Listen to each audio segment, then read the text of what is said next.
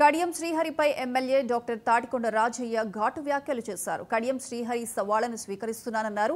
తాను చేసిన ఆరోపణలకు కట్టుబడి ఉన్నానన్నారు. ఎమ్మెల్యే బల్లా రాజేశ్వర్ రెడ్డి సవాల్ కూడా స్వీకరిస్తున్నానన్నారు. అభివృద్ధి కోసం కాంగ్రెస్ పార్టీలోకి వెళ్లానన్న కడియం శ్రీహరి అధికారులను తీసుకుని రావాలని డిమాండ్ చేశారు. ఎక్కడ అభివృద్ధి జరిగిందో చూపించాలని డిమాండ్ చేశారు. ప్రభుత్వ భూముల్లో మైనింగ్ శాఖ అనుమతి లేకుండా వేలాది ట్రాక్టర్ల మట్టి తీశారన్నారు. చేలుపూర్ దేవస్థానం చైర్మన్ పదవిని ₹1 కోటి అమ్ముకున్నారని కడియం ఆరోపించారు. స్టేషన్ గన్పూర్ నియోజకవర్గానికి రాజకీయ జన్మనిచ్చింది. జీవిత కాలమంతా నియోజకవర్గానికి గులాంగిరి చేయాలని అన్నారు. కడియం శ్రీహరి గారు రైతు భరోసా అదే తర్వాత రైతు రుణమాఫీ చేస్తారు. ఏ ఒక్కటి కూడా ఇప్పటికీ అమలు కాలేదు. ఎక్కడ తట్టమట్టు తీయలేదు, రూపాయి బిల్లు చెల్లించలేదు. అంతేకాకుండా హడావుడిగా ఏమో ఆగమైపోతున్నట్టు, ఉప ఎన్నికలు తరుముకొస్తున్నాయన్నట్టు రేవంత్ రెడ్డి గారి దగ్గర ఆయన మెదడు తిని ఆయన ఇక్కడికి ఆగమేగాలని తీసుకొచ్చింది. ఆఖరికి రేవంత్ రెడ్డి కూడా నిండు సభలో మాట్లాడే పరిస్థితి బై ఎలక్షన్ల గురించి నన్ను దృష్టిలో పెట్టుకుంది. అంటే ఈయన భయం ఎంతుందో, నువ్వు వస్తేనే ఇక్కడ అయితే లేకపోతే ఎలక్షన్లు తరుముకొస్తున్నాయనే విధంగా కడియం శ్రీహరి గారు ఫ్రస్ట్రేషన్ పోయి ఏదేదో ఎక్కడెక్కడో ఏదేదో మాట్లాడుతున్నాడు.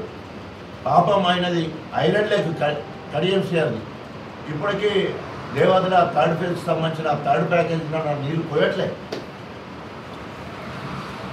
కనీసము 15 నెలల 6 కోట్ల బకాయిలు చెల్లిస్తే ఎప్పుడూ సమీక్ష చేస్తే మొత్తము దాదాపు మన గణపురం నియోజకవర్గం కాదు, మొత్తం దేవాదుల దాదాపు 60-70 వేల ఎకరాల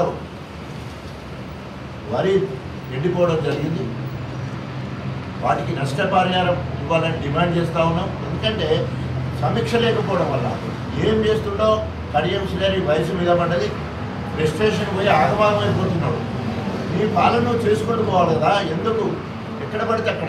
నిన్న జనగాంలో తిప్పారపు విజయ్ని అరెస్ట్ చేశారు. మొత్తం దాదాపు ఇప్పటి వరకు గణపురం నియోజకవర్గం జనగాంలో కలిసి దాదాపు ఒక పాలకుర్తిలో కలుపుకుంటే 18 మందిని ఇప్పటివరకు అక్రమంగా అరెస్ట్ చేయడం జరిగింది. ఇది ప్రజాపాలన కదా, ప్రజలకు గొప్పగా జవాబుదారీగా ఉండవలసిన పాలన అరెస్టుల మధ్యలో అక్రమ అరెస్టులతోటి నిర్బంధ.